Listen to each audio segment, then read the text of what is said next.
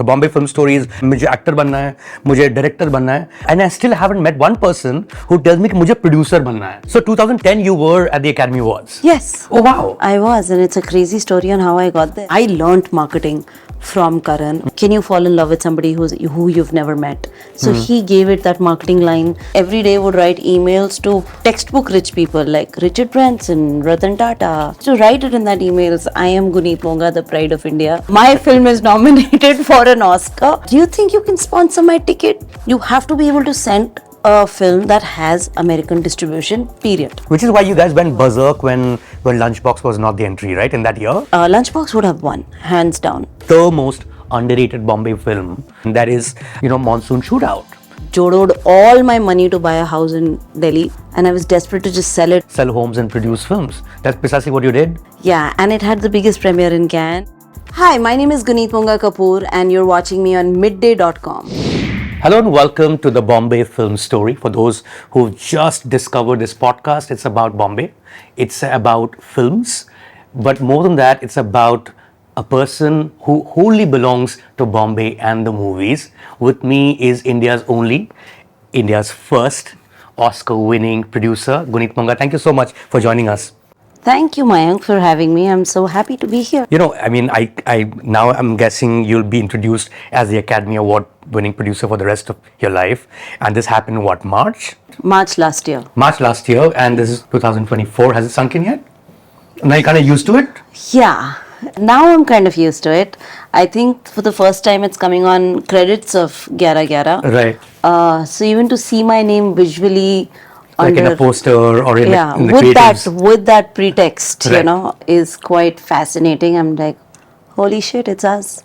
It's you.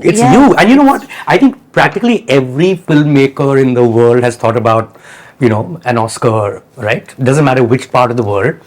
And you've actually gone ahead and picked up one. Where do you keep the statuette? In my home. So I have a full room which is a shrine, which is my meditation space, my little temple. It's a full room, and at my guru's feet is the Oscar. Sometime when you come home, you'll see it's always there. Amazing. Everything that I win actually goes. But you've actually, unlike a lot of other people, you've actually worked towards it single-mindedly over years, right? I mean, when we look at, of course, there's Elephant Whisperers that you picked up the award for, but even before that, like a short film, a Kavi, I watched it before coming here, a lovely short film, or Period, End of Sentence, I also watched it before coming here. And these are all, by the way, this is all available on YouTube. Yes. Period, End of Sentence, of course, on Netflix, and Kavi is on YouTube. I mean, these were those tiny steps you took to get there, right? Because these are all Oscar-nominated films. Yeah, they are, and I was in the theater and I was attending the Academy for both of them. And Kavi was a fiction short. That time तो नहीं पता था कि क्या होगा. It was actually. So 2010 you were at the Academy Awards. Yes. Oh wow. I was, and it's a crazy story on how I got there. Okay, how did you get there? I actually didn't have any money. I was super broke. 2010, super crazy broke, and coming out of a huge personal tragedy. So I just got this news from the director that we've won the student Oscar and we are now eligible and we are in top 5 when we are nominated in top 5, and I was like, wow, I'd just like to attend. Na visa tha, na kuch tha, na pata tha kaise jana hai. It was an ambition to go but didn't know how. So I actually started every day would write emails to textbook rich people like Richard Branson, Ratan Tata. Oh shit. I used to write emails that and I used to write it in that emails, I am Guneet Monga, the pride of India. My film is nominated for an Oscar. Do you think you can sponsor my ticket? Do you think you can help me with stay or something? I wrote to all airlines including Air India, British Airways. जहाँ मुझे किसी का PR, email ID कुछ मिल रहा था, I used to sit every day and write 10 emails just asking for support. And कहीं से जवाब आए, कहीं से नहीं आए. Kingfisher से जवाब आया था, and they said that we only fly domestic. And I was like, but maybe you have a partner airline. Air India तो said not possible. British Airways said, but if you ever come for BAFTA, I mean, we can help you. Fair enough. Yeah. I was like, okay. And that also happened for Lunchbox. But, and then I got really frustrated and I wrote to the President of India, Honorable Mrs. Pratibha Patil at that point of time. And I got a call back from her office.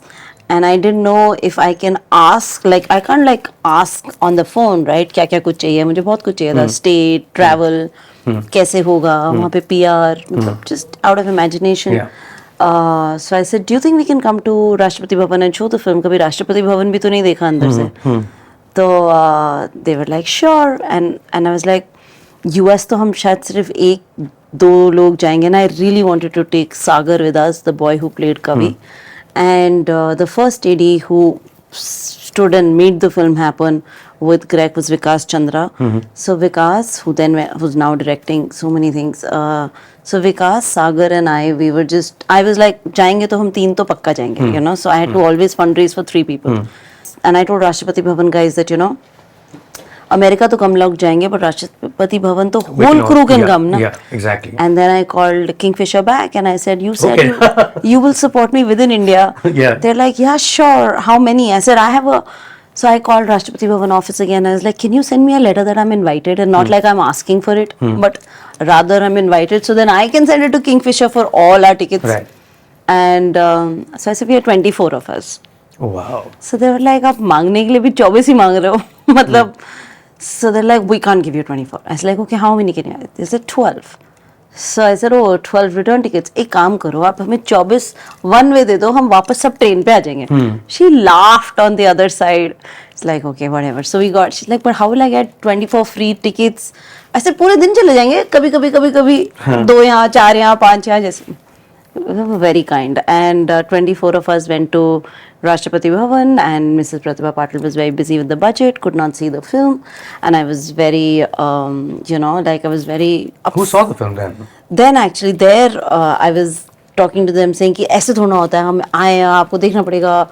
And it was very, you know, you're young and feisty and even more opinionated. You're still the same, Guneet. Come on. What do you mean young and feisty? Like, Yeah. ये कैसे नहीं हुआ? And there I met Science and Technology Minister, Mr. Prithviraj Chauhan there, and he said, why don't you come to my house and show it to me? And he invited few more ministers, and the screening happened there. And then he actually really liked the film, and he said, what do you need? How can I support? That conversation led to me saying that, you know, visa bhi nahi hai, tickets, and he called up Air India.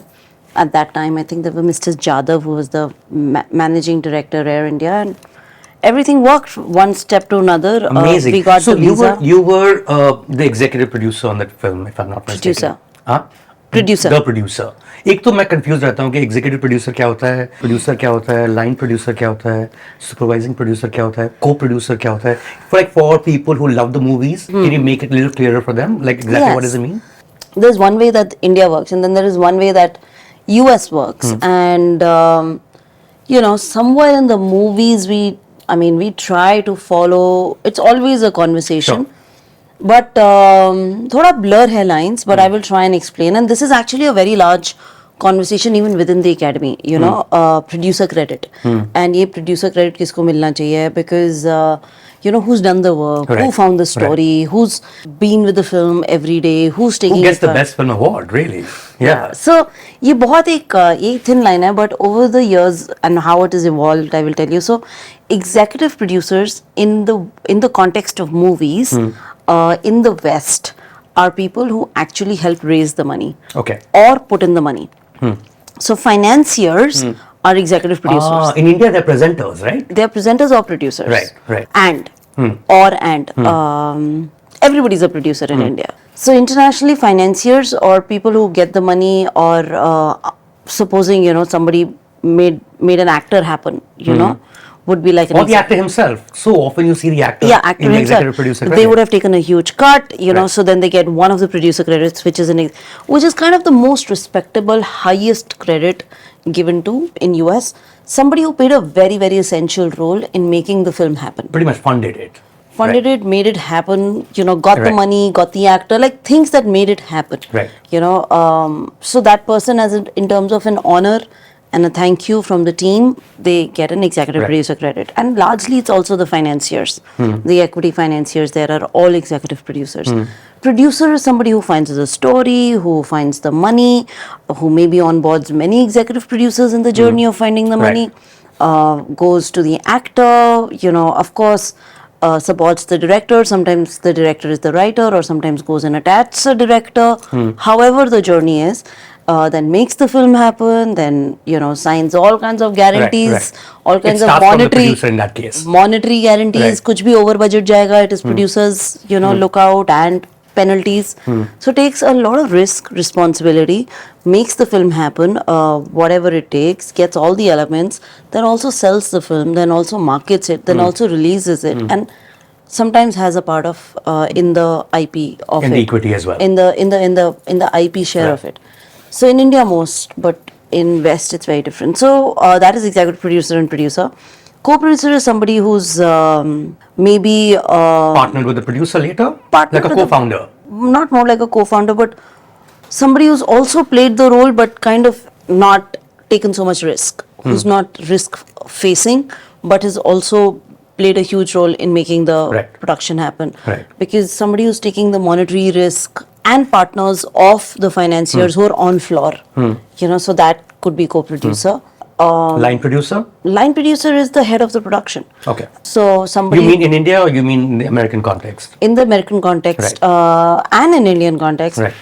यहाँ पर क्या हो गया है, because TV in soap operas, people start giving executive producer credits to really early people who were actually line producers, started getting executive producer credits.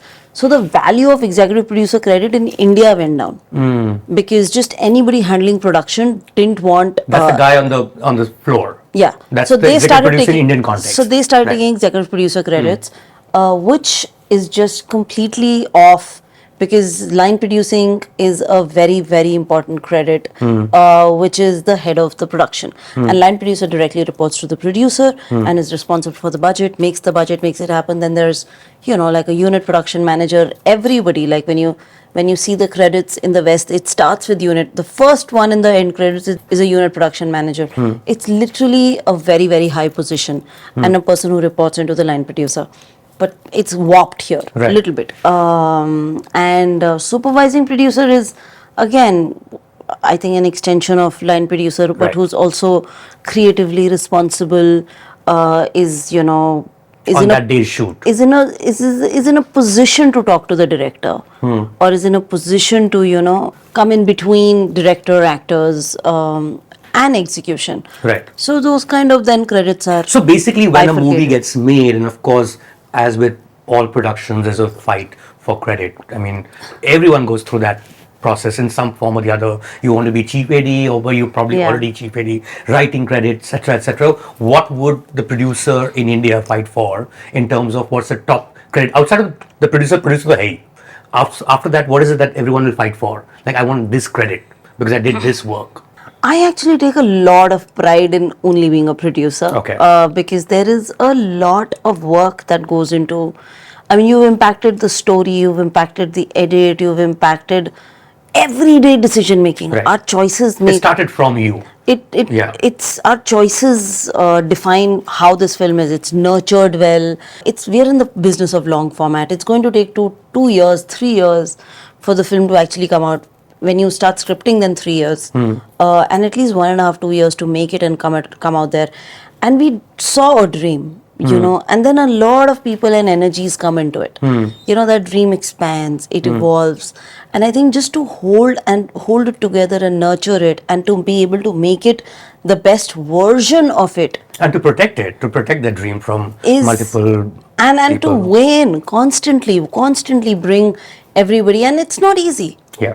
And one can only see the work after the film is made, and you would only know in closed rooms. Those are things that will actually never come out. So it's very, very underrated, the role of the producer, because in India everybody is a producer, because here we are a 100% equity industry. So the financing of movies is very plain Jane, and it's, very somebody, either one person or one production company or a studio is giving you the entire money. That's 100% equity. Right. So the expectation is the equity plus interest plus profit is a minimum bare return. And then you get to make your next film. But in the West, it doesn't work like this. Right. The whole of Europe, Australia, Canada works with taxpayers' money. So taxpayers' money is actually Those are the film funds, right? those are the film funds, Yeah. and you'd actually write applications and huge letters, and you wait for film fund cycles to open up, and that's why filmmakers there can make one film in few years, because they are constantly in that application process. Here things move very fast because everybody knows somebody, one rich person, Yeah. 1,000 films plus get made here, Right. or you have navigated the way of knowing studios, and you can find money for films. Like for instance, in the case of Visaranai, right? And the reason why I'm bringing this example, Guneet, is because it's got everything to do with the Oscar journey of yours, right? That was a film where you were the executive producer, if I'm not mistaken, with the Yes. credit, and you actually traveled with that film to LA with the director, and I only learned that from a conversation with the director, Vetrimaran, and where love it. that's a conversation I saw. It's not like something I had, and where he's talking about that whole journey.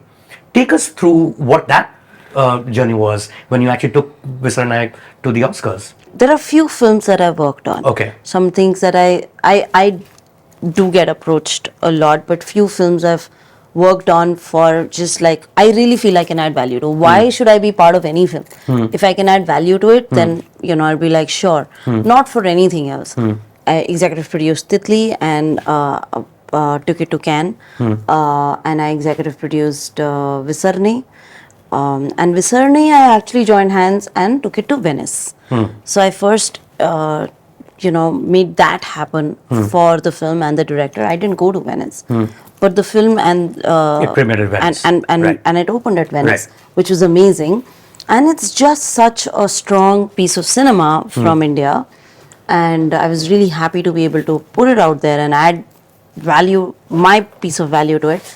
And then a few months later, it becomes released, India's entry to the Oscars. it did its business, it's done well, and all of that. It's great. It's in a separate market, So I was attached to it early on. Right. And then it becomes India's entry to the Oscars. And then I get a call from Vetri that's saying, let's, figure out what's the next steps. I said, not that I know what the next steps are, but the only thing I know is कि वहाँ जाना पड़ेगा, वहाँ जाके रहना पड़ेगा, and heavy lifting करनी पड़ेगी. I know 50 people. Those 50 people can introduce us to 500 people. But if we are there, we can meet 5,000 people, and build a network, penetrate into it. But it's 2.5 months of Just living there. living there, plowing tough it and, is, huh? and moving it every day. It's a very, very tough. And that's why I say this to everybody, that if India has to choose a film to Oscars, it's very important that you have an American distributor. The better and more solid American distributor you have, your journey there becomes easier, because your journey actually becomes there possible. I would say it's at the core of it. कर तो हम लेंगे, जाकर पैसे खर्च कर आएंगे, हम PR हायर करेंगे, हम कुछ screenings And they put in करेंगे. their all, nah? They put in their best foot forward. I mean, you guys, when it came to Visaranai in terms of Absolutely. the time I spent, think- like 2 months is a lot of time spent in LA to I promote a think film. I think what Dhanush and Vetri were able to support was outstanding, because we were there for 2.5 months, and we were just every day working on trying to get more eyeballs on the film, and trying to figure out where to give the ad, how to do this, how to navigate this. And that's somewhere even I learned. There was also Alif Surti with us who went, and It was from the studio side. who was from the studio side, but he was not with the studio at that point of time. He went as somebody, I was in awe of and wanted, and we were working together, and so did Vetri. But he was, coming on board, making it happen, also joined hands as executive producer, but worked on it every day to forward the conversation of how do we get the voters to watch the film. It's very, very hard. And it's a lot of work. Even Elephant Whispers, I think I was there for a month and a half. It's a lot of work, and it's so all-consuming. And to think of it, every country in the whole world does it. you know, every हर देश से कोई ना कोई वहाँ पर आकर उतना पैसा खर्चता है. those 2 months For those 2 leading months. up to the And Oscars. yes, 1 month पहले तो lunch होता है, the Academy lunch on celebrating all the nominees. So 1 month पहले तो you're officially expected to come there and show up for lunch. मतलब we are very far away. We are in India. So 1 month पहले तो lunch होता है. उससे पहले shortlist से nomination का जो काम होता है, that is 1 month. You know, and shortlist से पहले होता है To get to the shortlist. should get to the shortlist. Right. And then shortlist to nomination is you know, you have to just know how to do this. And I am actually in awe of the big system that is built up there, because the whole world goes there and puts so much money, time, energy, because it's a dream. It's a global dream. It's the world's biggest, you know, It's interesting you say validation. this because, you know, you sort of, we spoke about 2010 and we're sitting in 2024 when you're an Oscar winning producer. Must be a reason why Indian films have not hit that mark over the years, right? Yes. I mean, I distinctly remember, Guneet, like I think 2002, when Lagan was sent as India's Oscar, just sent as India's Oscar. We were doing a story. I was in like a college intern in the same newspaper that this podcast is for, which is Midday. And I remembered speaking to Dev Benegal, okay? And he's like, India's chances not, and he's just laughing on the phone, like, what do you even mean? Like, you know, we're not even close. And of course, Lagan became a nominee, which was very surprising for everyone in Bombay. But nothing since then. Like, But that's because Sony Picture Classic distributed it there. Right. And we missed that point. We totally missed that point. To every person and to every journalist, please send films that have US distributors. Netflix was there on Period End of Sentence and Elephant Whisperers. Right. They're solid US distributors.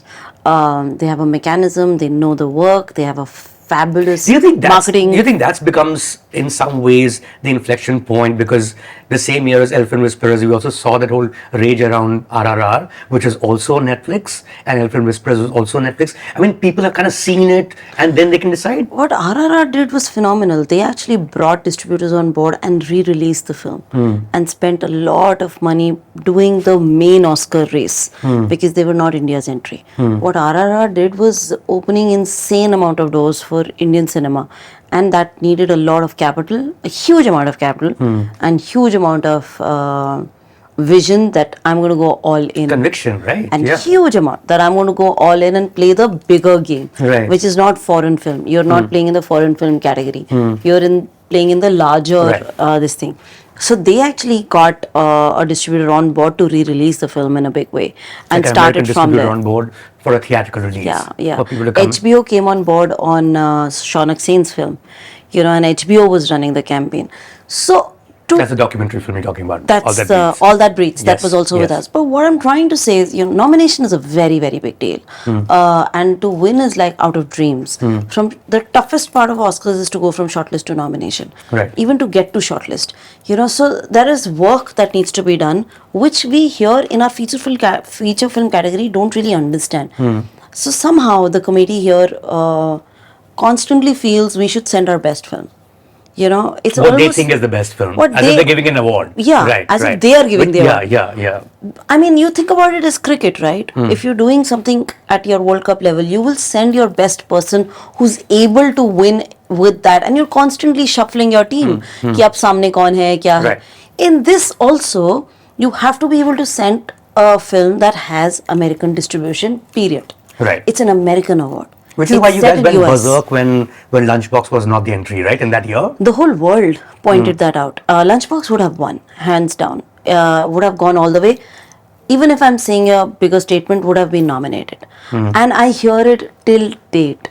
Till date in rooms that I enter, they're like, you missed an Oscar. You know, Because it had an American distributor. it had Sony Picture Classic. Classics, yes. And so did Lagan. So, you know, we missed that buzz. We We're missed not able that. to understand one basic thing, right? Yes. You know? So, which are the films that have American distribution is a conversation to have, and that needs to be amongst that should be the film. And we should also year on year be able to innovate our distribution and get distributors early on board. Right. You know, if we have that aspiration. You know what I'm loving about this conversation, Guneet, is that the year is 2024, and I have distinct but also kind of vague memories the first time I met you, which Yeah. would be around 2008-9. You were over in my house. We had a common friend who was an entertainment lawyer at the time. I don't think I certainly had not heard of you at the time. You were kind of starting out. And we spoke about movies pretty much till late Yeah. in night or early I morning. was so in awe of you. I was like, oh my God, he's a huge film critic. He writes about films, and I was just so in awe. I remember Rahul Ajachatru introduced us. Yes, Rahul Ajachatru. I think now he's moved to Delhi. I was in awe of a person, and that was the first time I'd met someone. In fact, it's the only time I met even now who wanted to be a producer. Yeah. You know, in Bombay, and that is the Bombay film story. The Bombay film story is, मैंने script लिखा है, वो धक्के खा रहा है, struggling कर रहा है, मुझे actor बनना है, मुझे director बनना है. I had never, and I still haven't met one person who tells me कि मुझे producer बनना है. You are the first person, you are the only person. That's a level of clarity I've not seen in anyone in this town. Where did that come from? I started interning in production in 2000, early 2004 onwards. I was always in production. My best friend Prerna Sehgal, her mom Anurita Sehgal, was doing foreign films in Okay. India, in Delhi, and I'm born brought up in Delhi. And I was her intern. I was like the photocopy girl, the chai, whatever is needed. So helping stationery. foreign productions shoot in India. I started with that and went on to become like a production coordinator, the office coordinator, and then I started doing locations. I was like, okay, I can figure this out. I actually got a really cool cake by the producers of Lord of the Ring to be able to shoot pan India for a year. I was on their retainer. Okay. To be able to shoot locations pan India and send them pictures because they were planning a huge sci-fi film with Johnny Depp. So I feel like I was mentored very early on by some of the best minds in the world. And I was blurring the lines between location manager, production coordinator, line producer, and EA. An EA to a American producer. Because I was 16, 17, 18, 19. I was everything. One of my directors, Vic Sarin, who's a Canadian director, who did Murder Unveiled, A Love Story and Partition. I was production coordinator I was just the office girl on Murder Unveiled, A Love Story. I was just bookkeeping and doing office and making sure the cards are leaving on time and everybody has food on time and everybody has their call times. He came back. And you enjoyed that. I loved it. And he Right. came back. He actually saw the potential in me. Vic Sarin, a Canadian director, he came back a month later after doing Murder Unveiled, A Love Story, and he said, I'm making a film, I'm producing, directing, and I'm the DOP, and I need you to run my film in India. That film was called Partition, which was Nev Campbell and Jimmy Mistry. And I was like, really? Like, I'm super young. And he was the first one to teach me breakdowns and to teach me how to make a call sheet and how to be able to do like an AD's job. And before the film went on floor, I was on it for 6 months with him. And I learned everything. My first computer, like my first Mac, using it, making those breakdowns. Because of Canadian subsidy, a lot of that film needed to be shot in Canada. Right. All the interiors. My first trip ever to Bombay was because of Partition. I needed to get Irfan Khan's visa done. Oh, wow. And he was in Partition. And I used to be in Delhi calling actors and, getting jobs and calling people for equipment. When I came to Bombay, some of the people I knew were actually gaffers and light boys. Because I used to call for special These are equipment. people who had worked on that production. And On they come down various from Bombay. international productions. Various but, international but, productions. but right. largely Partition. Right. I mean, Delhi, most people don't realize, actually does have some sort of an independent filmmaking scene going, The international film scene is very big. Right. Very big in Delhi. And a lot of work comes in. Italian, German, French, Canadian. Like I had done an IMAX shoot, IMAX camera shoot, even before it was there in India. So early on, as the 18. So there are these boutique production houses in Delhi. Service producing, right. which are not raising the script or the money, but Right. are execution. So I started from execution, learned how to make. Best was in Partition because he made me the head of the production. Right. I had no idea how to make the budget. So then I started calling on to other companies, big companies, and I said, here is the script, and why don't you make the budget? But tell me something, you moved from Delhi to Bombay, and because this conversation is about Bombay, and that's the oldest debate ever, isn't it? Delhi versus Bombay. You work in both the cities. I grew up in Delhi, but I never worked in Delhi. All my working life was in Bombay. When you work in Delhi and when you work in Bombay, what's the difference in terms of a work culture, in terms of people you meet, in terms of getting work done in the first place? Yeah, definitely. I think Delhi is more, I think time is stretched there, Huh. and time is on fast track in Bombay. Bombay is just generally very, very young people friendly, because it's day and night safe. The culture here is far more alive, I would say. Delhi even, I feel like अभी भी कहीं ना कहीं वो होता है कि रात को जा रहे हो, कितने बजे आओगे, Right. बॉम्बे में वो सीन ही नहीं है. I think here everybody is in apartments, there everybody has large pieces of land, Yeah. There is a bit of a thought. I mean, Delhi is the power center, so it moves at its own pace. But when it comes to film people, I think they make, wherever we go, we make it happen. And I was just trying to tell you that I actually learned everything in Delhi in partition, because I gave that job to 5 other companies and they presented the budget to me. And when they were presenting the budget, I learned budgeting, because I was able to learn from one person and ask the same questions to another. Right. And ask the same questions. I was like, आपकी train के rate महंगे हैं, आपकी location के rate महंगे, extras आपके क्यों महंगे? I learned it on job, everything. So there was no school. I did go to mass communication in Delhi, but They don't teach you that. they don't have. Yeah, We learned journalism, and then came to Bombay, and because I'd kind of played so many roles and kind of an EA to many international producers, and also the Canadian international producer Tina, I came here and said I want to be a producer. So I just didn't know how to. Yeah, but when you move to Bombay, Guneet, and this is another world in terms of a film industry that's 110 years old. There are families that have sort of nurtured it for better or worse. There was a studio system, then that collapsed, and there's a studio system that exists, which is again favoring. Like for instance, I'll give an example of a conversation I had recently with a huge producer in Hyderabad, Allu Arvind. Okay, and he said that there are two kinds of producers. One is the suitcase producer, which I'm presuming is the money bag. And that's the one version we have of a producer in our head and what a producer is. The second is the person who actually nurtures the project, which is what he is, and 6 to 7 people run that industry in Hyderabad.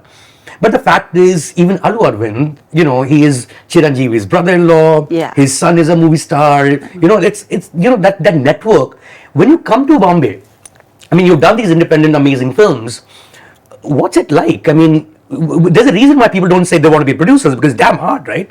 Because you're either a money bag or family. And even if people come here and do one film and take like 5 years, 4 years to get it out there and release and understand the business live on a project, they burn out. And then they're either happy taking studio jobs or doing something else, or, joining a company, joining a production company. Right. It's not worth it, you're saying? It's very hard. It's very hard. It's very hard. For me, I think I came from, I didn't have a plan B. There's no plan B. I'm the only child of my parents, and I lost both of them in 2008, and I had nowhere else to go. So 2007, I was just, coming in and out of Bombay, and my friends from my college had, Prerna again, had studied at FTII, and they'd all done post-graduation. मेरे पास तो ना समय था ना पैसा था post-graduation का भी. My parents really wanted to buy a house, and I only wanted to buy them a house, and I was doing foreign films, ads, anything that it took to be able to gain more momentum, get more money in my service. And I was doing very well in Delhi. But when they left, and that dream, and there was no plan B. My best friend and everything in my life then was moving to Bombay, and I was like, okay. So I was in and out of Bombay trying to put together and figuring out. But I didn't have plans to move. So are you telling me, Guneet, if you hadn't lost your parents, you would have remained in Delhi?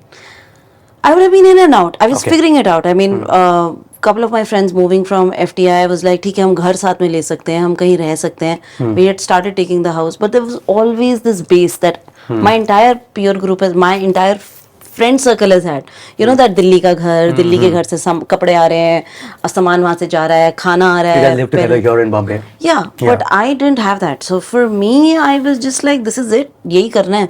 So when I came to Bombay so I had produced Salam India and Das Vidanya, and while you were in Delhi, producing a film in Bombay? While I was in Delhi, I was doing Salam India, in and out. And Das Vidanya was the time I was like, okay, now I'm going to move. But in the middle of Das Vidanya, they both passed before it released. Mom passed and dad passed after like a couple of months.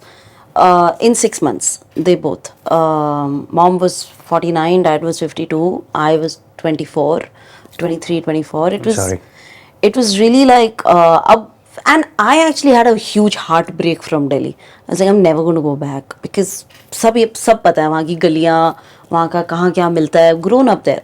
And then it was like, this is it. So for me, it was Bombay. And then to fall in love with the city and the pace and the culture and the people. So yeah, it started step by step for me. But it started with, a house in Lokhandwala, 4 of us sharing, 4 girls and staying together, figuring the life out. And my first gig when I came back, after them, I was just like, now I can't produce, because producing takes a lot.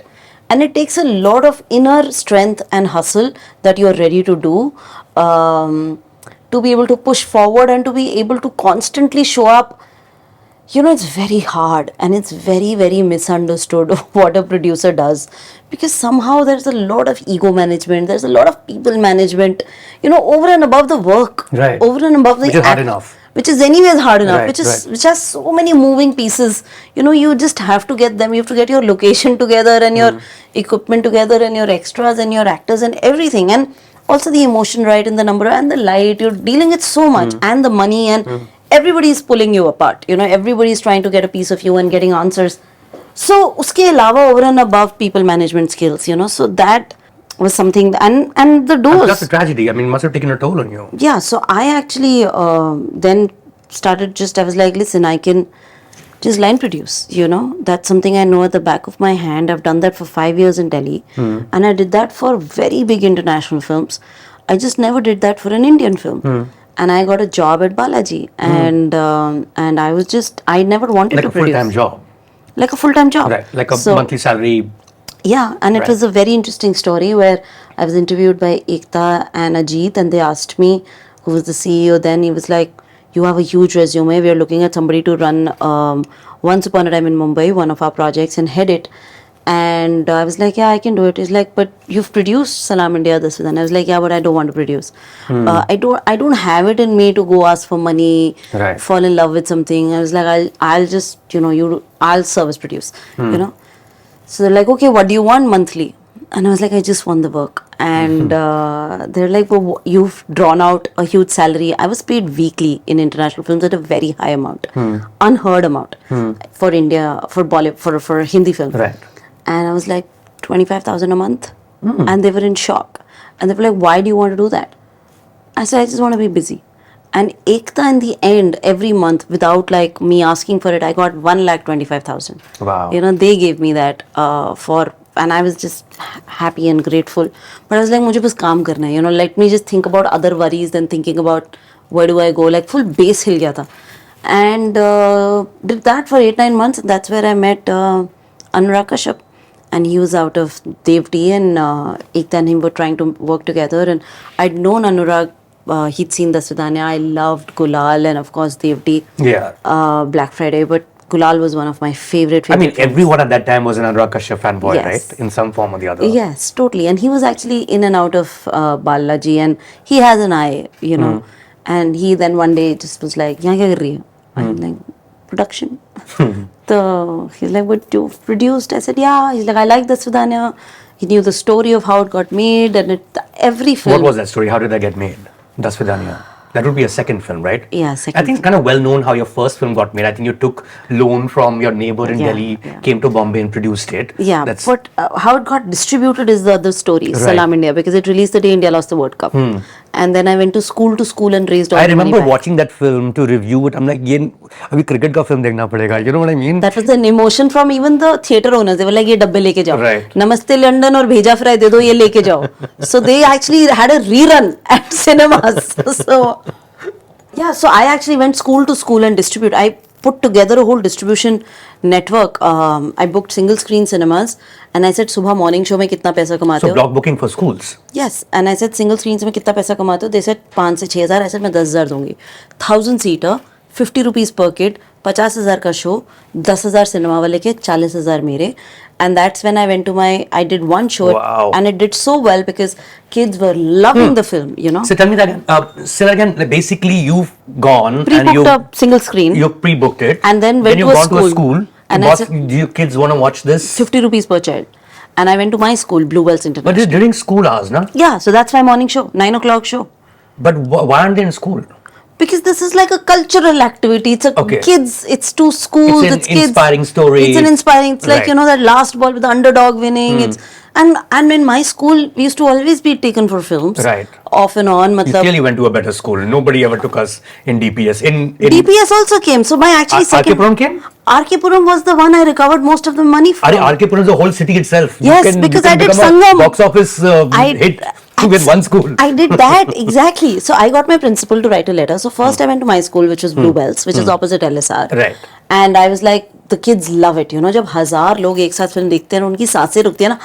That's And you hear it. amazing. And then I was like, can you give me a letter of appreciation and introduce me to Principal Chona? And she did that. And I went to RK Puram and then I booked Sangam and did the same deal there and did Amazing. 20 And shows. nobody's ever thought of this before. It blows my mind. And then because I did RK Puram, all other DPS got activated.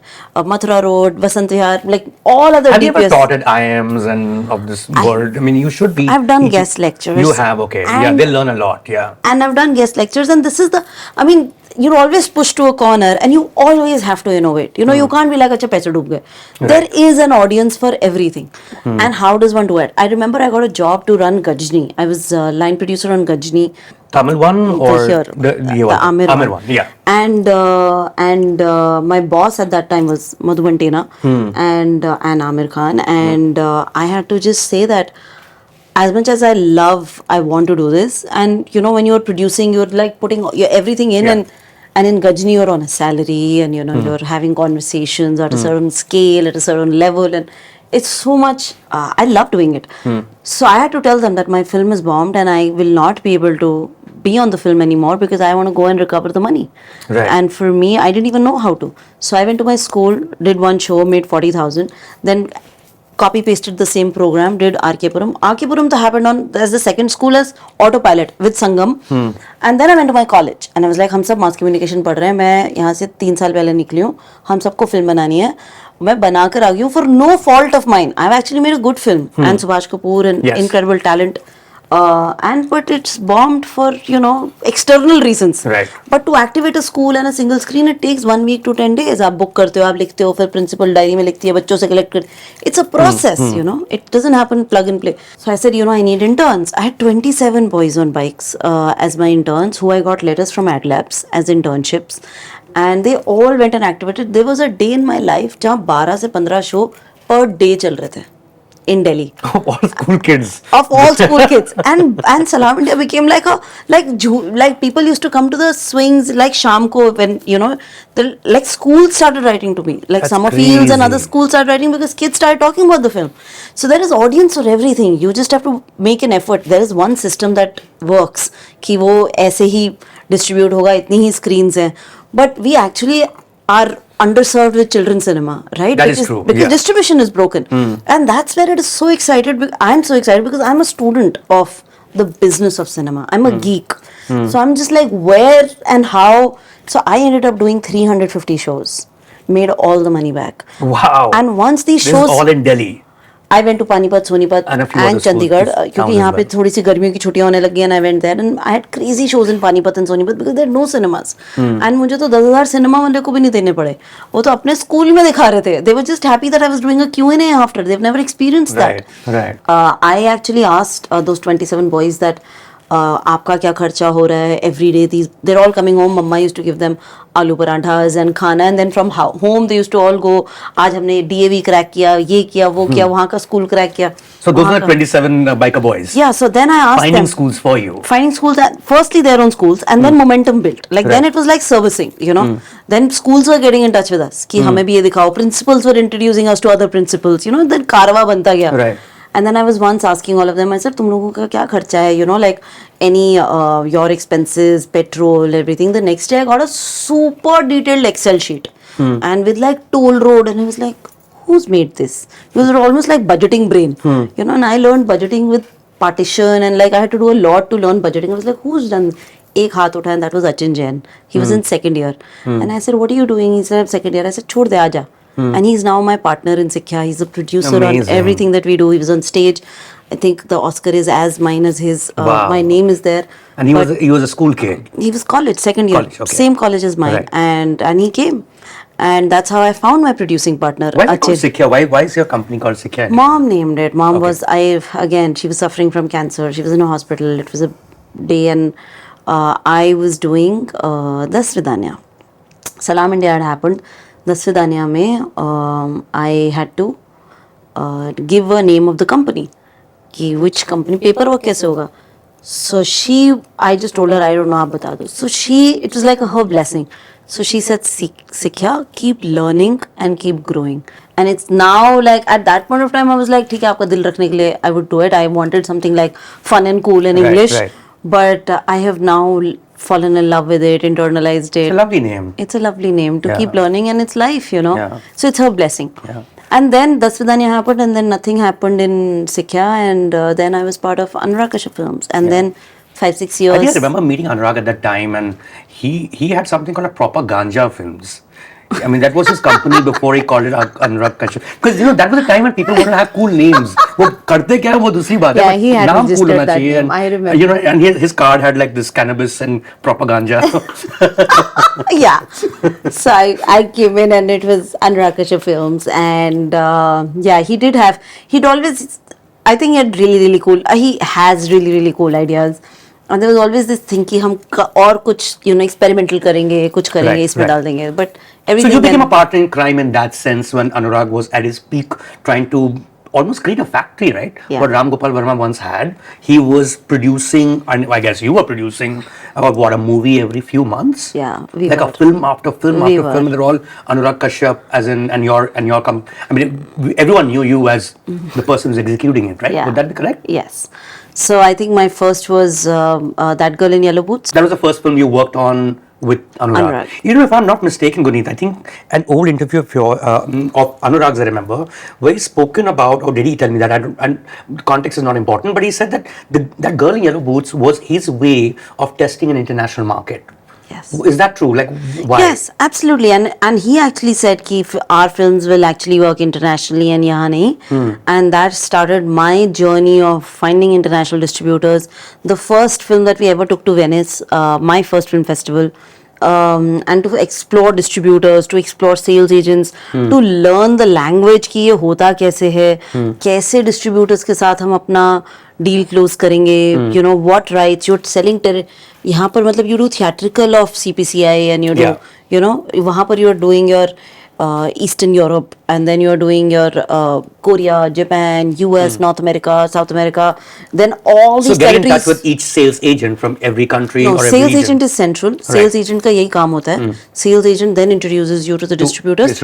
And which distributor are actually willing to, or are kind of people who can handle such a film. Right. Like my journey started from there to now to Kill, to be able to sell the whole world on a film, on an extreme action film.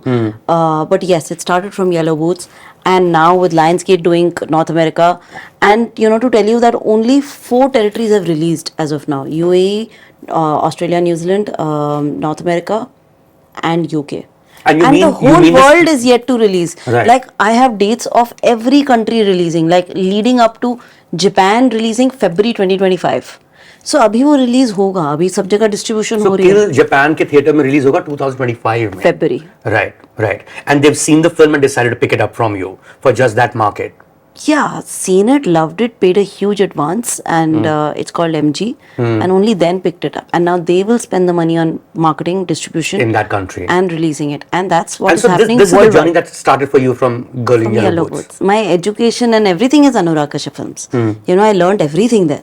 Yellow Boots started that journey of international, figuring out how nothing happens overnight. A decade plus of work, but one step at a time, and it's the same people. You know, it's the same people. They don't go anywhere.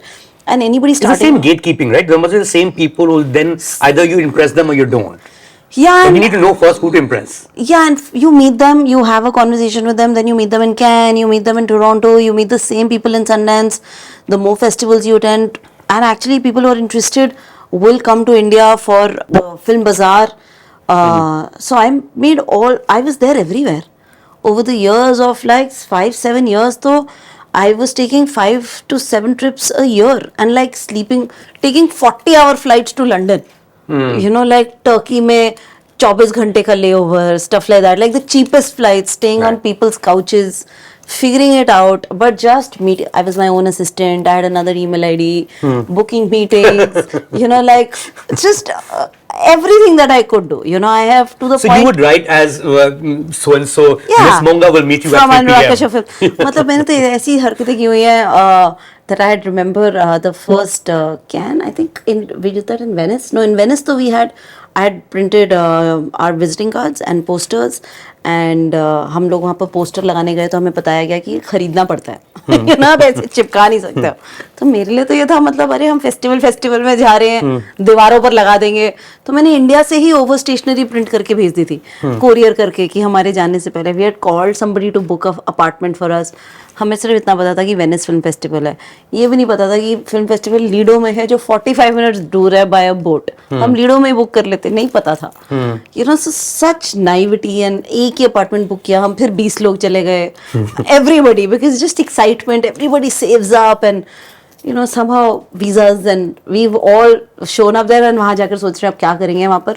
हमें ये भी नहीं पता था कि आप tap से पानी पी सकते हो. हम पहले एक दिन तो गाली दे रहे थे कि 5-5 यूरो का पानी खरीदना पड़ रहा है. ये 40 यूरो में तो आप 10 यूरो में तो आप एक बार लीडो पहुंचोगे फिर वापस नहीं आ पाओगे. You know, so it was very expensive. Right. And these were all films you were Stuff. taking of Anurag Kashyap Productions Yeah, to various stuff film I have festivals. done and how audacious I was. तो अजीब लगता है, but I have knocked on Martin Scorsese's door and handed him the DVD of Gangs of Wasseypur. Wow. And then taken it back in his house, Eastville. And So does Scorsese open his own door, or does he have someone? somebody else opened it. Okay. Somebody else opened it, and then I took it back and wrote our email IDs behind it, and then I was like, please watch it. And then 6 months later, an Did he email. watch it? Yes, an email came to Anurag for that. Right. So you know, the hustle is like it's like running in fog. There's no plan, but plan is almost like finding the people. कि इस बार ये picture कौन समझेगा, ये किसकी space है, ये कौन समझेगा, and then maybe one can present it, maybe one can talk about it, you know. So I study it, like what happened with Chinese films or what has happened with Korean, Iranian, you know. I'm just like, why can't this happen with Indian films, you know. So yeah. So there were these spate of Anurag Kashyap productions, one after the other, some that you were taking abroad. Gangs of Wasseypur is a good example you gave. One, do you have any great memories from Gangs of Wasseypur, some really fun ones? Because that's become a huge cult now, Yeah, right? I think the full credit of Gangs of Wasseypur is, of course, my then partner Anurag Kashyap and the genius of Anurag Kashyap. But I actually parked myself in Paris for a month plus. I remember for some time also staying in Pan Nanil's house, and he was also very kind. And just, you know, trying to figure out how to get a sales agent early on and how to get it into the festival. And that's while I was living there, staying there, meeting people. And somebody who helped me a lot was Melita Toscan, who then turned a producer with Masan, who put in the first money into Masan. She actually opened insane amount of doors, introduced me to the whole of, like the head of, you know, Canal Plus, head of Gomo, you know, and I was meeting all these people, and Wild Bunch, which is a huge sales company, and they're doing some of the best films around the world, and distributors and producers, and I was understanding the business on how it works, because in France it's largely taxpayers' money that then funds films, Right. and it's soft in recoupment. So here it's super hard, like first dollar out, because it's equity, Yeah. and it's a different business. But there it's soft in recoupment. It's the government. It's expansion of art and culture. Yeah. So world was only opening up. You know, it was so different. And that's where I realized, oh, there's Directors Fortnight and there's Critics Week, and I was able to submit Gangs of Wasseypur to Directors Fortnight and Peddlers to Critics Week. And 2012, the same year, Gangs of Wasseypur and Peddlers was in Cannes in separate sections, Directors Fortnight and Critics Week, and also get Peddlers, which nobody has seen yet. My Heart. Tragic, huh? One of our favorite films. It's with the studio that. So there's a studio that bought it and decided never to release it? Yeah, and They never to paid tell for us. Paid for it? Not even the whole amount. So they they wow. stuck it and they want the money back. And I was like, but sell it and get the money back. Yeah, But they were like, no, you give it to us. And we were always indies. And it's been on a loop. And I have met them many times. You can buy it out now. Guneet, you're a rich person. Still can't. No? One day. One day. One day. I will. Or maybe they'll just come on the table Isn't and be like, stuff like this, Guneet, and the hustle that independent cinema has to go through, All the that time. whole Anurag Kashyap stable sort of shut down? Is that what happened?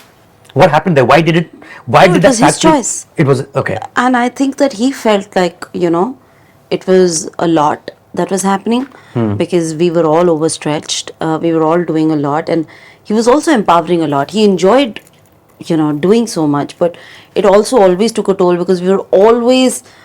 because you have to to be in this business, you have to package with a big film, and the big film pressure was always on him. So he had to constantly make a big film so that we could do 3 more, and put out a lot of directors and films and kind of find money for a Shaitan, for an Ayya, for Haramkhor. Haramkhor was crowdfunded. Haramkhor and Peddlers was crowdfunded. Again, talking about financing, those 2 films we knew from day one are very risky.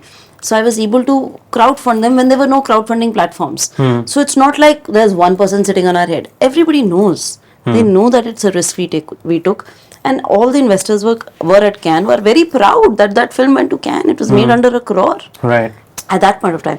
So it just became too much, like to constantly go through this process. Yes. For him. For him. And for me, it was like Yeah, that's your life. It was my life. Yeah. Everything. So I think he decided to shut it down and stop operations in that and start with Phantom. And then I had to decide what I have to do. And I then went back to Sikya. And out of Dasvidanya picked that, put the dust apart and put it back up and, started again. After I took a couple of years off. Was that a hit for you personally? Yeah. Because it was family. It was, there was definitely a sense of abandonment. There was definitely a sense of, because it feels like, it also for me, it was home. After the home that I lost, for me, that was home. And it was very safe space. And it was also very, it was never about the money. It was always about things we were doing together. So it was family, it was home. And then to be saying that, "Achha, ab tumhara ghar band ho gaya," tum apna dekh lo. But over the years, I appreciate it because I've been able to now be the Branch out on your own and person I am, the company that I am. Agent, yeah. And and I think he saw that early on, and he was like, "Achha, ab tum jao and you run your own things and you're very capable of doing that." But I, of course, didn't want to let go because it was so safe and, I was happy not dealing with anybody here. I was only dealing internationally. मैं India में नहीं जानती थी लोगों को. And when I made Lunchbox, which was again a co-production, and we raised half the money from France because of all this education and exposure. We raised half the money in soft. So the budget of the film, only half, 50% of the budget needed to be recouped in equity. The other half was soft, raised from France under the co-production treaty. Taxpayers' money. They were signed. That's amazing. This treaty signed in 1985. We were the first one to use it in 2011. So constantly re-innovating. So the basically, business. India had a treaty to use French taxpayers' money that nobody knew about. Still has it.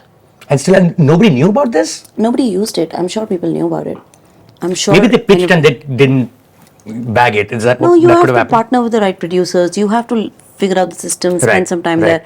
And you also meet them in Rotterdam and Cannes, have those conversations. And that's what co-productions And sound are. credible, right?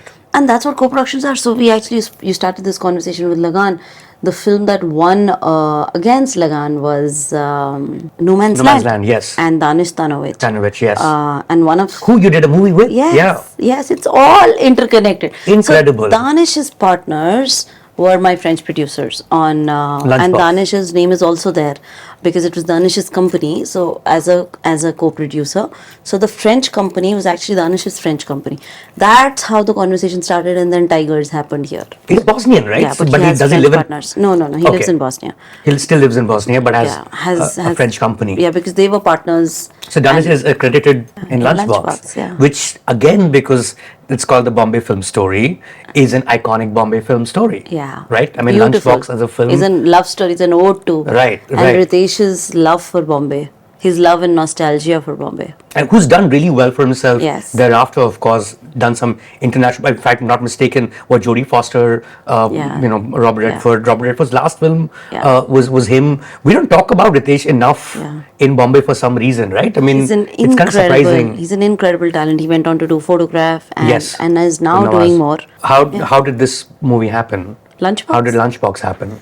Very interesting, actually. I was doing, we were co-producing Michael Winterbottom's Trishna at Anurag Kashyap Films, and that was Riz Ahmed, Frida, and I was on floor, and that's actually the first time Ritesh wrote to us saying, I'd love to come on floor, but that could not happen at that point of time.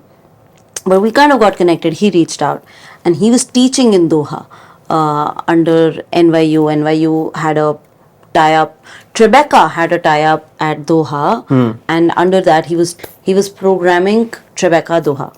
And he was living in Doha, and but he's a Bombay person. And then he was at Film Bazaar the same year with a film, and he was pitching, and it was like this huge room of filmmakers and who all have a fixed table. It's almost like speed dating. And then you as a producer go on table to table, you read the synopsis, and you're like, okay, I want to take a meeting.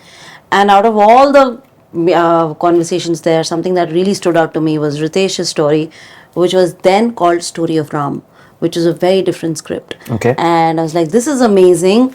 And I was very excited in Film Bazaar, and I told Anurag, I want to do this. And he's like, sure, And I started my conversation with Ritesh. That year, Ritesh and I both won kind of a scholarship or an award at Film Bazaar, which took us to Rotterdam. Both of you went together. Both of us went together. I as a producer and he as a director. And we also announced that we will work together, and that became a huge news because it was right.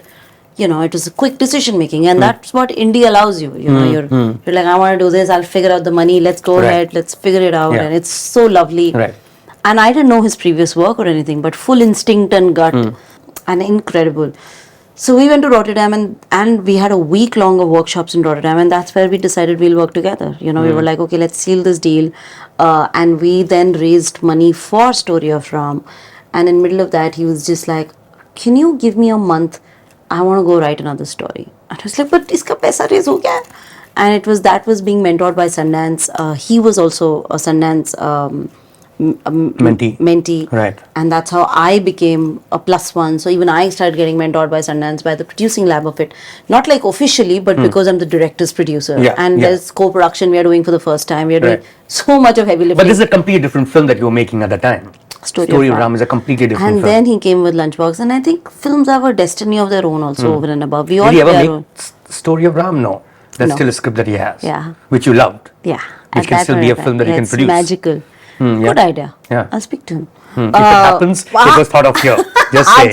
Aaj वापस याद आया. So Lunchbox flew from the word go. Like when the script came in, it just was like we went back to the same investors. We were like, we still want your money, but now we're changing the script to this one. And you like this one? They said yes. They said yes. And then, we had actually applied for Story of Ram at Rotterdam Berlinale a year after. And our books were published because we were pitching there for money to get into the co-production deals. And हमारे book में लिखा हुआ था Story of Ram, and जो हमसे meeting लेके table पे आता था, we used to like, hello, we don't want to talk about that, we want to tell you about something else, but we did not submit it. So then we started pitching Lunchbox, and we actually won the best pitch award. And the truth is that I think Ritesh and I would have pitched that film 300 times. And we had a pitch, we had our laughs and smiles planned in. Oh, wow. So, and then we had a little dabba, we were like, do you know there are 8 million deliveries that happen in a day and only one can go wrong, and the Six Sigma and this Right, and that, right. and 5,000 uneducated but dappawalas, come rain, come sunshine, deliver hot lunch boxes from wives to husband. Still remember the pitch, I said it so many times. And that mistake actually is a miracle in the film and leads to a love story, Right. and notes are being exchanged. You know, while I'm listening to you, I'm already sold. Like, I want to put my money into this story. Yes, that's, yeah, the and way you're telling it. And Yeah. we had an energy about it. We had practiced it, rehearsed it. We were mentored to do that. So, to all the young filmmakers, you know, get out there and pitch, pitch, pitch, pitch, pitch. One has to. Or get a Guneet, na? Get someone like a Guneet. Yes. Like, get a Guneet for yourself. Very important. Right. This country needs more producers. Exactly. Definitely. And I need a peer group. you yeah, know? yeah. I feel like producing और चाहिए. And वो वाला hustle.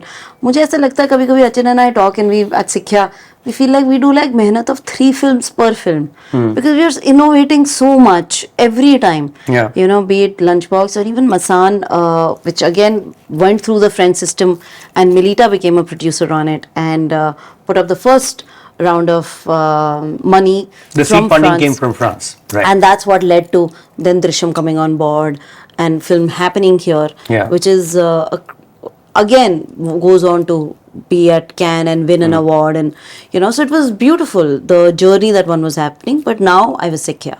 You know, No, by I this mean, time. because I want to keep coming back to Bombay, but you know, for the conversation that we're having, I think the most underrated Bombay film is something I watched only a week before meeting you, because I was going to meet you, and that is, Monsoon Shootout.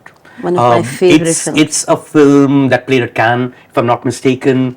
It's a film that has Vijay Varma before he became Vijay His Varma. first film. It is his first film. He's like a big shot now, Yeah. especially after Gully Boy.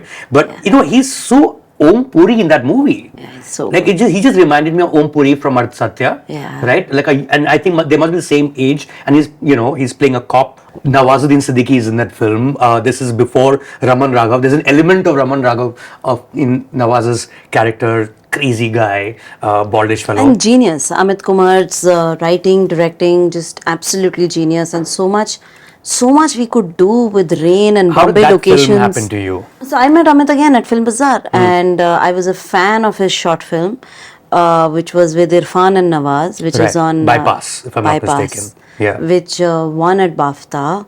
And I was a huge fan of Amit, and I met him there. And there used to be a lot of conversation. Actually, Rajiv Ravi shot Bypass, and they Right. were friends from FTI. And Rajiv sir was part of all Anurag's world, and that's how I knew of Amit, and we were fans of him. Like, just absolutely wanted to do whatever he wanted to do, and be able to make it happen. And he was pitching Monsoon Shootout. He had a British producer and money from UK. And equity money from Netherlands. Somebody that he had met him. His name was Michelle, and Trevor was his producer from UK. And he had So he money got from some BFI. funding. He had got some funding, and he was waiting for the other chunk. And we were like, okay, we'll come in. And I think everything at AKFPL was just like for the love of the story Film, and the right. filmmaker. Yeah. You know, it was filmmaker, very filmmaker driven, and be like, let's do it. And हम फिर कुछ हासिल करेंगे, हम जगल करेंगे, किसी को बोलेंगे अच्छा इसमें आना है तो ये भी करना पड़ेगा. Types we did some जुगाड़, you know, जुगाड़ 101. So we were so confidence में बोल तो दिया कि करना है and करेंगे. And actually the money was there, and we were like, okay, the way we produce, we can actually make it happen, and we don't need to raise more money. You know, so we'll service produce it and we'll make it happen. Right. So that's how we entered that project. And in middle of actually going on floor, BFI, the big depression happened, shut down financing, and a large chunk of investment actually went out. And then it was like he was trying to make it for so long, and again it hit. You know, and I loved the project and the story and Amit. And I actually had jodoed all my money to buy a house in Delhi for my parents, that I had actually feel very proud of, that as a 22, 23-year-old I had bought in an apartment in GK1. But they did not survive to live in it. They saw it, but it was very, so I was so disillusioned about any of these assets, and I was desperate to just sell it and move lock, stock, barrel here. And we did sell it, and I just had fresh cash in my account, and I was 24, 25 years old. So I just replaced the BFI investment personally. Oh wow. And that's So you sold a house and you put it. This is how filmmaking used to happen in Bombay Yeah. back in the day, right? People used to Yeah. mortgage, sell homes, and produce Yeah. films. That's Yeah. precisely what you did. Yeah, and it had the biggest premiere in Cannes, and it was in the Lumia Theatre. It was a midnight section, and it was like 3,000 people. You know, it was huge. It was beautiful. It rained that day, but It rained that day as well, huh? yeah, it rained that day. Because And that there whole was, movie is about yeah, it being set in the rains. you see our red carpet of monsoon shootout. It's rained, and we're all coming out of rains and chhatris. It rained at Cannes, and that night was crazy. That film was beautiful, and we made it with huge challenges. Short nights. It's always difficult. Beautifully shot, beautifully done, edited, put out there. But that year was also 2013, where Lunchbox broke out at Cannes, and the capacity the world had was maybe taking one Indian film. Right. So all buyers ran through to Lunchbox. So it did not sell the way we thought it will sell, like a thriller, and it went kind of under the radar. But yeah, and I never saw the money back on that title. Damn. But I kind of tell myself I went to school, कहीं तो I would have gone to USC, UCLA, और मैं 1.5 crore रुपए खर्चती. So it was around that kind of investment. It was around 1.3, 1.4 crores. It got made in 2010 or 11. I mean, this played at the midnight 2013. screening In at 2013, Cannes, right? yeah. That would be the same section where you had another film. And I have a feeling, and I'm also like connecting the two films because I think both are going to be cult films in the long run. Nobody can predict cults, but sometimes you can, especially when, when it's not talked about as much, and then someone will discover it, will start talking about it, more people will watch it, or watch Vijay Varma's first movie, because really worth watching. Even So now nice. it's on Amazon Prime Video, or watch Nawazuddin before he became Nawazuddin, although I think Gangs had already happened. Is Kill, right? It also played at the midnight In screening Toronto. at Toronto, though, At not Toronto. not at Cannes, and that became the big ticket film that you've gone ahead and produced and making money out of it too. I'm guessing. Yes, we were able to actually license it at incredible values to the whole world. We were able to sell it to even Azerbaijan, the whole of wow. Eastern Europe, Japan, Korea, all territories around the world at a great value, unheard of numbers and unheard of distribution scale. Like Lionsgate's first ever international language film. Like they've never done an international Oh, film. really? Yeah. And I mean, they produce stuff that is locally here as well, but right? distributing but there not globally, right? Yeah, and they put it out in like 950 or 1,000 screens, and big Hindi films get 800 screen releases on 4th of July, which is The big weekend. the big Independence Is there Day Diwali weekend. or It's whatever? their- It's the Independence Day weekend, Yeah, literally. it is. Yeah. So, that kind of leverage and distribution Kill has gotten. It has an American distributor of scale, and that led to all other Lionsgate also picked up UK. So they had North America and UK. And then there are some 35 more distributors around the world that, we've closed contracts with, and they're releasing. Every month you'll hear couple of countries opening I mean, up. now you've figured out that system where someone sitting in Bombay would want to partner with you, right? Yeah. And is that what happened with Karan Johar and you? Like this, it's Sikya, also Dharma. Yeah. Our first partnership was Lunchbox. Okay. So our first partnership was, I actually showed Lunchbox to everybody in town, and nobody wanted to buy it. And nobody wanted to even buy it for letting us go to Cannes. We had no money to go to Cannes and do the premiere. It was crazy. I remember till the last minute, I didn't have a room for Irfan sir.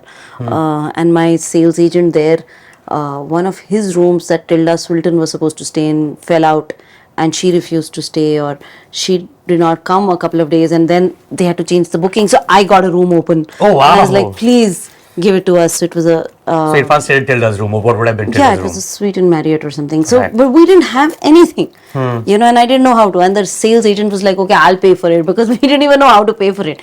So then they were hustling for it. So it was crazy. And because I had a sales agent and French distributor, Right. we were even able to navigate that. Right. So in India, I was just like, हमें वहाँ के premiere के भी पैसे दे दो, film distribute कर लो, India rights. But nobody was ready to take it. And same year, 2013, Karan was in Cannes celebrating 100 years of Indian cinema.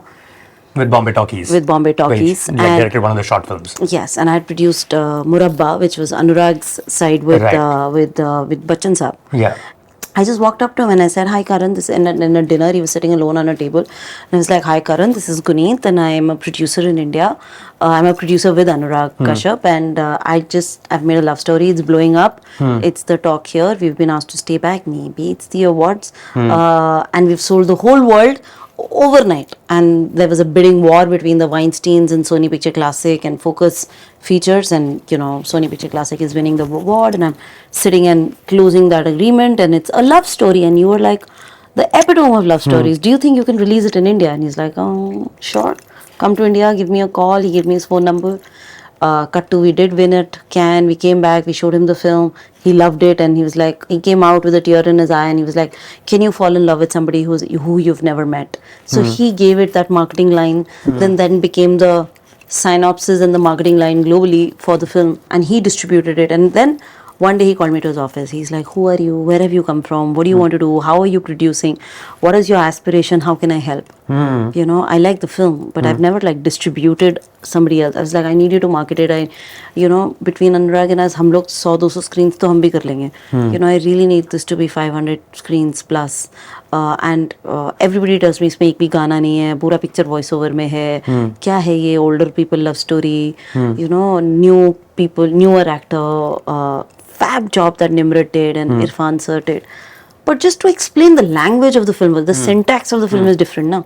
And I was like, ये सब has to be in our benefit. अब मैं कोई ये नहीं सुनना. I was brought to the table and said, "You're an amazing person. You're making all these films, and इतना risk ले रहे हो तुम. But you want to reach the family audiences that come out on week 3, week 4 for a Raju Rani film. 2 times a year." Like the first 18 to 20-year-old lot आके जिससे word of mouth होता है, उनको ये film समझ नहीं आएगा, तो तुम अपना पीएनए का भी पैसा खोगे, मार्केट भी करो, तो इससे अच्छा इसको रिलीज ही मत करो. So with that thought, India sold the whole world minus India. So I was like, I know there are no songs, and his name was Sajan. There was this Sajan playing at the track. So then Karan took the marketing rights also for the song. We built a trailer on Sajan. Did all of that. How to make it palatable, and then for it to then become a cult classic and make like some 24 crores in box office in 2013. Right. And to go on to be the highest box office foreign language film around the world for many other territories. Everybody went back as like, this is one of the most beautiful films people have seen. But it didn't happen organically. And that's where actually the partnership started. I learned marketing from Karan, following him around. And he was like, let's show it, let's do a pan-India tour and show it to journalists before the press conference, because we're introducing a new language. Right. So I learned so much from him. So there's been a decade long of love and connection and success. Lunchbox success in India was kudos to Dharma Marketing, and positioning it in a way that it is sampled at a big way and having the confidence to put it in 500 screens. And I think somewhere that is repeated now with Kill. Right. Because again, it's a bigger budget. So you budget. knew that at some point or the other you would want to work, or he knew? There was always a conversation. Yes. I actually went through my own journey of self-doubt, of quitting the business. Of Self-doubt? Guneet, after all that, you're talking about self-doubt. Yeah, I was out for I think 3 years after Lunchbox, because I thought that this is it, this is done. But then the company that did everything was shut down. Right. So I just didn't know where I belonged and how to start again, because somewhere you're all also shielded by Kashyap. Right. So I was able to do so much because he was at the front of it. Was there heartburn? Did you guys ever just yell it out with each other, or no? He's always Kashyap could be high strung also, to be fair. Yeah, I think he just moved to Bombay Velvet, and I just had to figure out life, figure out release of Monsoon Shootout, Peddlers, Haramkhor, Michael, I think one more, Tashir Desh. There was 4 or 5 of titles, and I just didn't know how do you give away responsibility, So I was just really like, Tigers. Right. Tigers was the toughest film of my career. It took every ounce to finish it. It's something that, despite Imran Hashmi in it. Yeah, but it's not that Imran Hashmi. Yeah, it is. Yeah. Also because it was a Pakistan story, and we never had that lens that it is a story. It was for us like a whistleblower story first, not like set in Pakistan. Yeah. But that lens was never there. And 2014, when that film got over, and everything here, Pakistan became irrelevant. So there were no buyers. Actors were sent back, and there was so much of changes that are happening. Singers were sent back, and our film was set in Pakistan. So then suddenly buyers were out of the market. They were like, okay, it's great, but no, No one's going to we can't touch it. And the investors refused to put in money. I took up a huge personal loan in multiple crores to finish it. And somebody who really helped me and rescued me, it was so bad. I actually was at a point where I'd rather reunite with my parents. Because what am I doing? Like, why is this? They were my best friends. They were, everything to me. And समझाना ही इतना मुश्किल है कि मैं करना क्या चाह रही हूँ. And इतना आइसोलेशन, इतना somebody who really, the only person to hear me out and help me was Bhatt. And he sat me down a year later because somebody I knew in US wrote him an email and introduced us. I did not even know him directly. Karen Tankoff, this friend, they'd met on a road trip in Kerala 20 years ago. Oh, wow. Karen knew my story, and it was really, really hard personally, financially, mentally, emotionally, spiritually, everything. And I was just like, हमें तो ये सिखाया गया कि अच्छी फिल्में तो बिक जाएगी, अच्छी फिल्में बना लेते हैं तो उठा तो लिया मार्केट से पैसा, but because there's no buyers, so investor का भी बहुत pressure था, buyers का भी बहुत pressure था, and I'd never been in a situation like this. I was always very clear about my dealings, otherwise you can't sustain. You have to be very transparent, clear, above board, and honest, and when that is also challenged, you're just like, what am I doing? And Bhatt Sahab and then Imran came on the table, and they're like, okay, let's figure it out. And they brought the investor back. They spoke to the investor and helped me solve that problem. It still did not sell. Then Z5, actually, more power to Z5. 2 or 3 years later, 2016, I think, 2016 or 17, they started putting out films, originals. They started. Right. And their first original was Tigers. Yeah, that's where I watched it. I watched it on Z5. It's on Z5. Yeah. But in my career, it was the hardest film of my life. So that led me to like, बस हो गया, दुकान बंद करते हैं, देखेंगे क्या करेंगे. I consulted in a lot of gigs. I consulted Saregama. I worked on films. That's when even Vetri's film happened.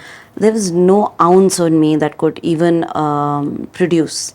Then I went through a deep spiritual journey, and somewhere in that I was brought back to movies, that I feel like this is my purpose. This is where you belong. This is my purpose, to tell stories, and this is where I belong. This is my calling. This is what gives me ultimate joy. And and 2017 I actually came back, and the first film that I was producing was, I took the rights of Captain Gopinath and Sururai Potru with Sudha Kongara and Surya and Raja, and it was a co-production with 2D, and my first Tamil film. Like, it also was out of, I think it also happened because I was part of executive producer on Visarne, so that I had a lot of street cred in Chennai. Yeah. And when Sudha reached out, I was actually in LA working with Vetri, and I was like, sure, let's do it. I love the story.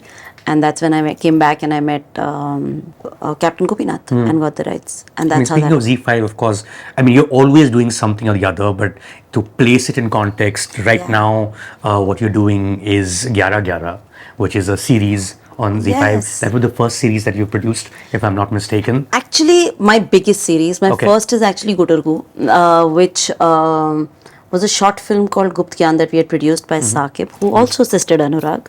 The World Continues. And that short film became the highest scene of Amazon Mini, and they came back and they told us that, why don't you do a series? We are actually going into season 2 is coming out, and we are actually going into season 3. Gutargu. It's done extremely well in pop culture. I get tagged in like so many reels. The song is a hit. So that was my first, but that is YA and a smaller series. Right.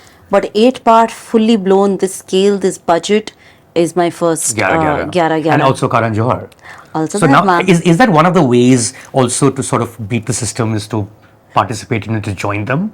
Like, you've been an independent producer for all your life, and there is Karan Johar, there's establishment in a certain way, multiple generations, at least 2 generations anyway.